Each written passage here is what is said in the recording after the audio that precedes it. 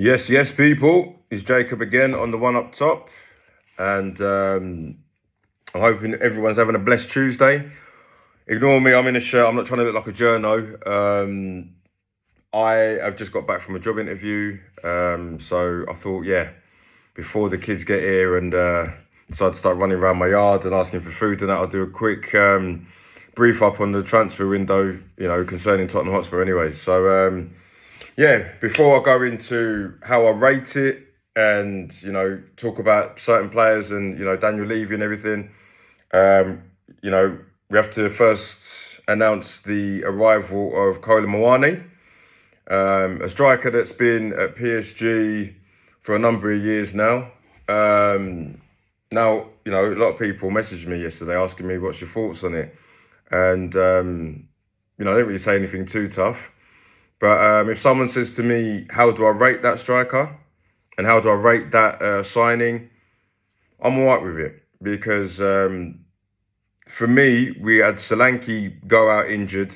We don't know how long he's going to be out for.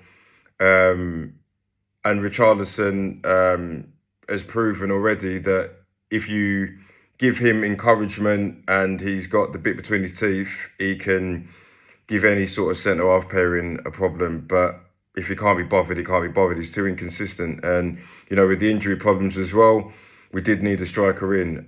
Sometimes things are a blessing, I don't really like to talk about Arsenal too tough, but they've got Eze, if Havertz didn't get injured, I don't think so. And I felt that we needed a striker anyway. Now, am I going to go out there and say KOLO MUANI is better than what we've got? In the round, possibly. I think one thing that he has over the other two is pace. I've seen him play a couple of times for France.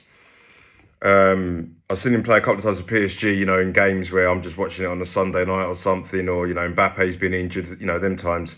And I thought, not a bad player. But, whenever you look at his numbers, I think the only time he's put up good numbers was at Frankfurt. And recently at Juventus, I think he scored like 1 in 2. I think he scored 8 in 16 appearances, which is good going. He ended up taking the place of Vlahovic, which was a striker 3 years ago everybody wanted. So when you're looking at it, if Juventus are putting him up front, cool. But I'm just looking at it from Tottenham's perspective. We needed, you give me a striker that can half finish and has got pace. Because you're looking at some of the players that we've brought in, the players that we've got like your Madisons and stuff. Where we struggled was there was nobody that we could slip through with pace. We were relying on Son to provide us that pace, and even though he's still relatively quick, if he weren't cutting the mustard, we have got no pace in our forward line, and that's what we were lacking. So I'm happy with the signing. It gets to the point where one man's trash is another man's treasure, isn't it? So, PSG didn't want him. Frankfurt, okay, he had a good stint there. Juventus didn't, I think the deal fell through. Couldn't get him over the line. So, you never know. We've seen players over the years that, everybody's thinking, who's this guy? He's a flop here, he's a flop there. Like, we've got two players ourselves, Bentancur and Kulusevski. Like, when they were brought in, everybody's like, well, who are they? They've always been on Juventus's bench.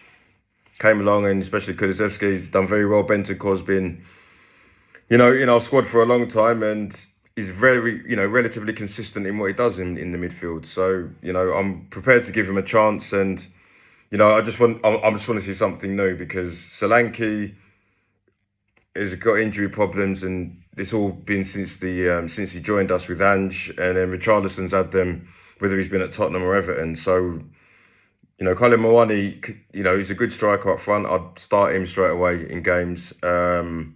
He can fill in on either flank if we're at that point. But yeah, that's it. That's more on that. If we want to talk about the transfer window in its entirety, I'll go through the signings that we've kind of brought in first. So, obviously everyone knows about Xavi Simons. I did a video on that. So if you haven't seen it, go and have a look at that.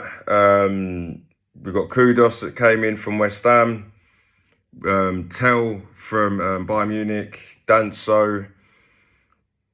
Vuskovic, Takaya, Paulinho, and of course KOLO MUANI. We got our money in from Højbjerg. Brian Gill left on deadline day. So did Maynard Solomon. And then we've got a few people that are out on Divine, Alfie Divines, your Velezes and all that are out on loan. So, when you look at it, I think we spent about 210 million and brought in about 40. So net spend of about 160, 170 million. So if someone says to me, how do I rate the window? Give it a figure first and foremost before I explain myself. I'll give it a 6. I was giving it a 5/6 before KOLO MUANI came in. He's come in, rubber stamps it as a 6 for me. There was a lot of people talking about, they were thinking Lookman was going to come in, a left-sided winger in Savinho, all these guys. But I kept saying to people, we're not, as much as I was hopeful, you got to remember that we've still got Odegaard, we've still got Brennan Johnson, we've still got Tell, we've still got Kulusevski, we've got Kudus. That's 5 wingers. So we all know that Daniel Levy is a businessman. So let's say Thomas Frank went and knocked on his door and said, I need me a left winger. I knew we weren't going to get that guy. I knew that we were going to get players that play in them positions if need be, but we weren't, because Daniel Levy's going to turn around and say we've got 5 strikers and 5 wingers, sorry. Hence the reason why I'm baffled as to why we signed Matthias Tell. He didn't really do anything last season. Granted, nobody did, to be honest. That's why we finished 17th. But I just looked at him and thought, I don't think he's robust enough for the Premier League. He's somebody that we're going to need to give time. So if we were signing Tell, I'll be happy with signing Tell and sending him out on loan to a team where he's going to play every week. He can figure out the Premier League for a year. So, for instance, let's say Tell went to Wolves. Wolves need attacking options. They've got rid of Cunha. Larson was touch and go with Newcastle. A Wolves fan would have took Tell on. Take him on, put him on loan, let him bulk up, make sure that Wolves have got, he's stipulating a contract that he plays every week. And we can look at it and go, well, if Tell smashes it for Wolves, then he can come and smash it for us. But if he doesn't smash it for Wolves, then we've got to look at maybe another loan, or do we sell him on? Because he needs to be proven for me. Odegaard is a player that I like, to be fair, but he doesn't get given enough chances. Brennan Johnson, if you don't score goals, I'm as good as him. I do feel sorry for the slack he gets because he does score goals, and people moan about that. But for me, if that's all he does, we need to figure out a way of converting him into a striker. Because if he's somebody that can get on the back post, his movement's really good, if I'm honest, in and around the box. But that's coming in from my position. So why don't we play him up front and tell him if he wants to drift across the lines, do that and get us some goals then, and just bulk him up, and that could be an option for a striker. But as a winger, he doesn't do great going backwards. Going forward, again, he does the most important thing, which is score. But if he's not scoring, we saw against Bournemouth, there's no point in him playing. And then you look at other players that we brought in. Danso, again, he's a good addition. Is he someone that got me gas? No, because we pretty much had him last season. He joined from Lons, I believe. He weren't going to say to Lons, I want to stay here. He was always going to try and push for the Tottenham move, and he done well for us in the Europa League and in some league games. So he's good cover. He's a professional. I don't think he's going to kick off too much if he's not playing, but he's going to get his opportunities in the FA Cup, in the Carling Cup. And he'd be happy with that as long as he's part of a squad rotation, because we all know that Romero and Van der Ven are going to get injured. And Xavi Simons and Kudus are obviously the ones that stick out for me. They're the ones that, at the beginning of the window, if someone said to me, I'll get you them two, I'll be over the moon. I wouldn't think we'd get Kudus out of West Ham, even though I'd want him to, because I think he's a player that I rate. For me, he reminds me, I've said it to my cousin enough times, when he was at West Ham first season, he reminded me of what Mane used to be like at Southampton, at Liverpool. Just, you give him the ball, runs around, strong, but at the same time he runs and plays football like he's made out of rubber. He's got a great combo and very robust. And I just think if he adds goals and assists to his game, we've got a proper good player on our hands. And then Xavi Simons comes in, probably takes Maddison's place immediately if he hits the ground running. Maddison will probably struggle to get back in time for a majority of the season, but you'd like to think if Maddison comes back and he's got his injury problems and him and Shabby Simons are happy with rotation, either way, I'm over the moon with that. It's just the reason why I've given it a 6 out of 10 is because I don't believe in our left wingers. You know, if Kudus gets injured all of a sudden, we've got some very basic width. You know, we've got wingers that if you said to say Bournemouth, do you want to take one of our wingers and start? I don't think they take them. Wolves possibly, but you know, we if we're Tottenham and we're saying we're going to compete in the top side, in the top parts of the league or win cups, you know, we've got to have better wingers than that. You know, we've got to have players in all positions that certain teams go, yep, I'll take that player. You know, Kudus is one of those. Shabby Simons, I'd like to think he's going to be one of those. KOLO MUANI might turn out to be one of those. Paulinho might be one of those. But it's like, that should be across the pitch, you know. I don't like to keep going back in history, but when we had Poch, that starting lineup, your Man Cities, your Liverpools, your Arsenals, your Chelseas, even your Barcelonas and your Real Madrids and your Bayern Munichs would have looked at a lot of them players in the team and thought, okay, we'll have him. You know, Moussa Dembele, Jan Vertonghen, Danny Rose, Carl Walker, Hugo Lloris was a decent keeper at that time. Christian Eriksen was probably, after De Bruyne, the second best creative midfielder in the Premier League. Harry Kane winning the Golden Boot. You know, Son scoring 15, 20 goals a season. These are players that everybody would, if Daniel Levy said everyone's for sale, they would have all gone. You know, so that's where you need to get at in order to move forward. But yeah, that's, you know, the wingers that we've got, I don't think are great. They flatter to deceive.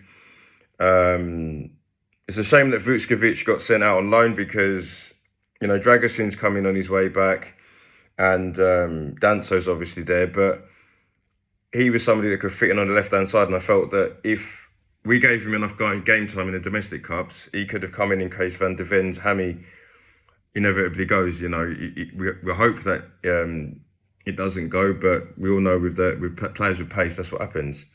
And then you obviously look at fullback areas as well, because you know, let's say our two right backs are Spence and Porro, and then our two left backs are who? Udogie and Spence. That means you've got one person covering both sides. Let's just say Pedro Porro is injured and so is Udogie. Then what? All of a sudden, Jed Spence is going to be the automatic right back, but then all of a sudden we're like, are we putting Ben Davies at left back? You know, Ben Davies for me comes in if we're playing with back three. You know, Mickey Van de Ven's touch and go, he's been played too much. Put him in the back three, I'm all right with that. You know, against a team at home that we should be winning, and as long as it's just Ben Davies coming out and Mickey Van de Ven being rested because of the Champions League game, I'm all right with that. But that's not, you know, as much as I like Ben Davies as a professional, it's, you know, we're a couple of injuries or a couple of suspensions away from that happening, as well as a Basuma coming in, because, you know, Paulinho's our only natural number 6 along with Basuma. So if Paulinho comes out and we end up playing Bentancur and Bergvall, these are the sort of midfields that, you know, if we're pressing, don't mind it, but they don't really break up too many attacks like Paulinho does. So again, we were Paulinho and Shabby Simons away from being back to Ange's team. So that's why I give it a 6 out of 10. If you want me to give it a 7, 8, 9 out of 10, that's me saying if we've had injuries and players are coming in that I'm happy with, then I haven't got a problem with that. But again, I'm not going to cuss Thomas Frank for that, because it's going to be gradual. He's not going to go and get a new starting old lineup.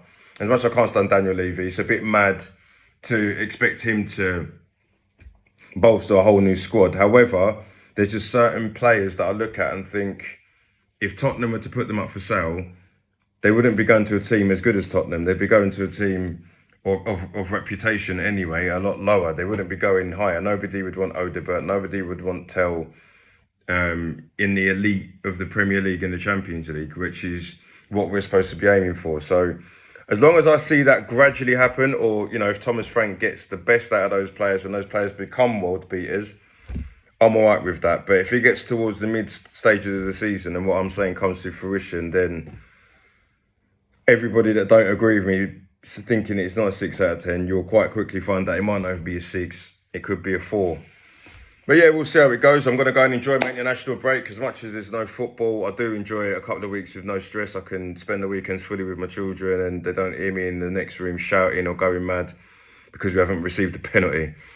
But yeah, just to end, if you haven't already, like, share, comment, subscribe. I'm always in the comments, man. You know, I used to get quite a lot of comments, but I don't get too many. But trust me, you comment, I'll come back to you as soon as possible. And like I say, keep sharing it out, keep commenting, subscribing and all that, just so I can help my channel gradually grow. So there we go, guys. Happy Tuesday. Jacob and I went up top.